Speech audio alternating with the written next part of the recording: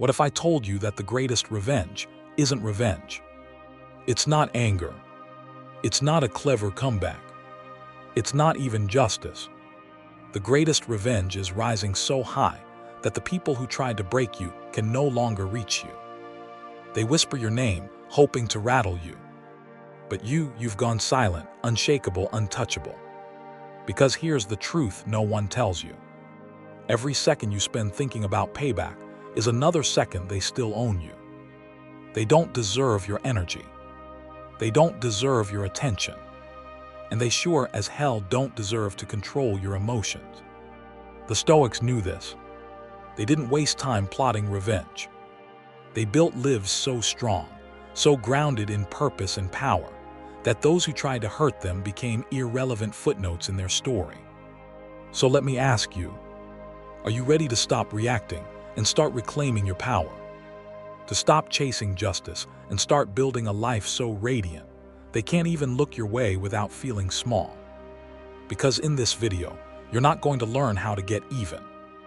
You're going to learn how to become so disciplined, so emotionally intelligent, so focused on your mission, that they no longer matter.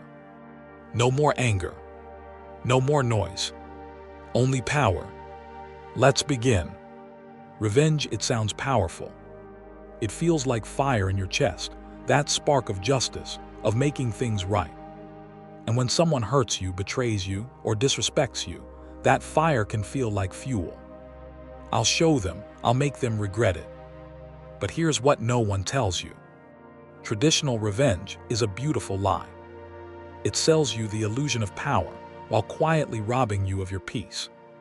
Let's say someone insults you in front of a crowd. Your instinct, fire back, hurt them the way they hurt you, make it public, make it sting. And for a split second it works. You feel in control. But then what? You've now become emotionally entangled with someone who shouldn't even be in your arena. You've sacrificed your emotional discipline just to win an argument with someone beneath your standard. That's not strength. That's dependence. Because if your mood, your behavior, your peace is a reaction to them, then you're not in control anymore, they are. Marcus Aurelius said it simply. The best revenge is to be unlike him who performed the injury. Translation: don't fight fire with fire. Burn brighter in a different direction. But let's get brutally honest. Why does revenge feel so seductive? It's biology. When someone wrongs you, your amygdala, the part of your brain wired for fight or flight, kicks into overdrive. Adrenaline floods your system. Your body prepares for war. But the amygdala doesn't care about wisdom. It doesn't care about your values, your leadership mindset, or your long-term growth. It just wants you to react. And in that state, emotional intelligence evaporates. You're not thinking like a Stoic. You're thinking like an animal. This is where most people lose the battle, not against their enemies, but against themselves. Because every act of petty revenge may hurt the other person, but it always hurts you more. It pollutes your mental clarity. It drains your focus from your mission. It ties your worth to someone else's opinion. And most dangerously, it keeps you emotionally tethered to someone who should no longer matter. Let me give you a real-world metaphor. Imagine carrying a burning piece of coal in your hand, waiting for the right moment to throw it at someone. You grip it tighter, hoping they'll pass by. But the longer you hold it, the more it burns you. That's traditional revenge. The Stoics knew a better way. They taught that self-control is the real flex. That mental toughness is found in walking away.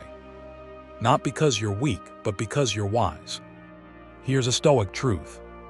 He who angers you controls you, Epictetus. So if you stay angry, they win. If you obsess over payback, they win.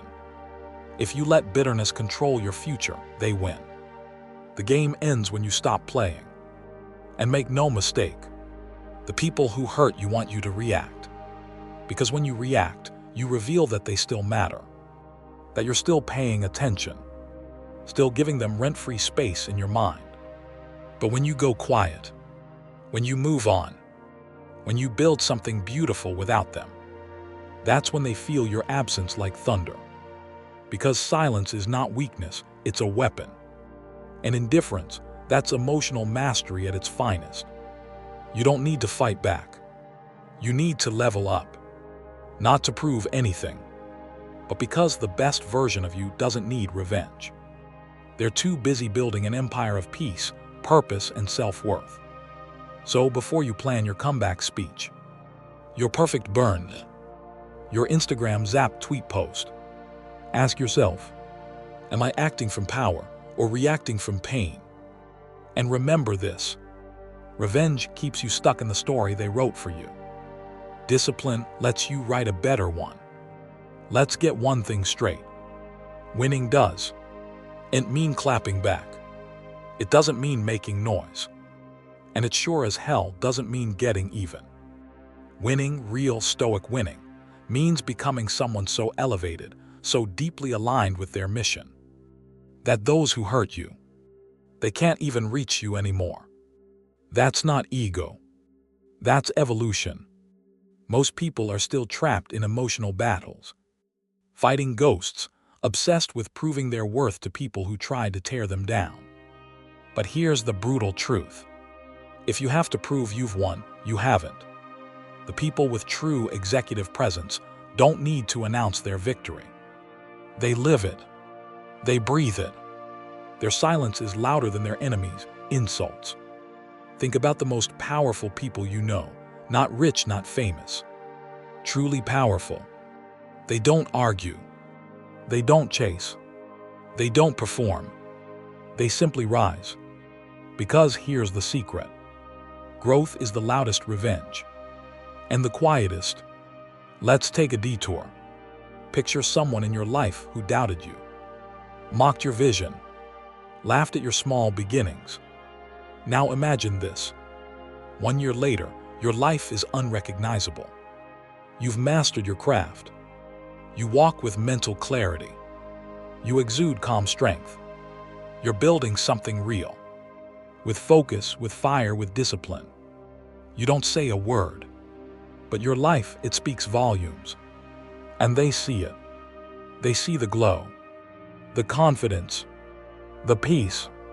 But here's the twist. You no longer care if they see it or not.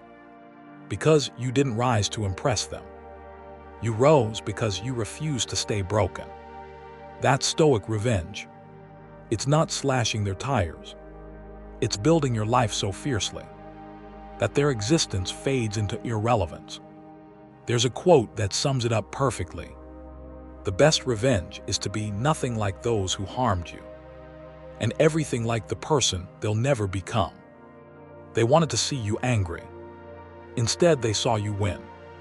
Now let's get tactical. If you want to rise, you don't need a massive comeback moment. You need a system. You need daily rituals of excellence, the kind that sharpen your emotional strength and build your self-leadership muscle. Wake up early. Move your body. Read things that elevate your thinking. Surround yourself with people who challenge you, not drain you. Invest in habits that align with your highest self. That's how you win. That's how you heal. That's how you rise. Quietly, powerfully, completely.